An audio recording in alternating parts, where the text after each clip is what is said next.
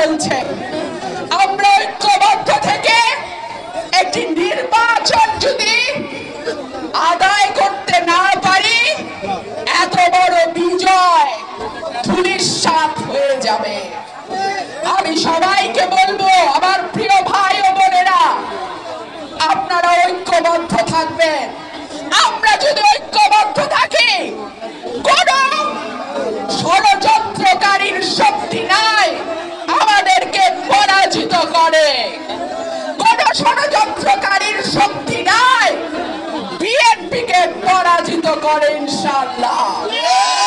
দেখুন, আমাদের নেতা বিএনপি চেয়ারপারসন, বিএনপির অ্যাক্টিং চেয়ারম্যান জনাব তারেক রহমান পরিষ্কার বলেছেন, এই সরকার আমাদের সরকার, এই সরকারকে কোনোভাবেই ব্যর্থ হতে দেওয়া যাবে না।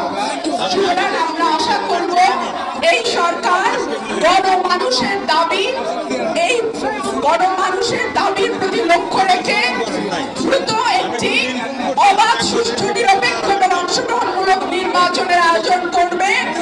আমরা ষড়যন্ত্র দেখতে চাই না, আমরা আরেকবার ফ্যাসিবাদের পদধ্বনি শুনতে চাই না।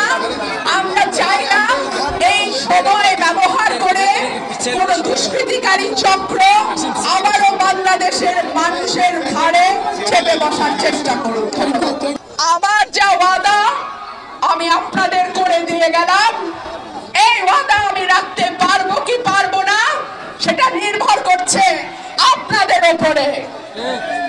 আপনারা যদি ভোট দিয়ে আমাকে নির্বাচিত করেন, আমি আমার শেষ রক্তবিন্দু দিয়ে এই সরাইলের মাটির সেবা করে যাওয়ার চেষ্টা করবো ইনশাআল্লাহ।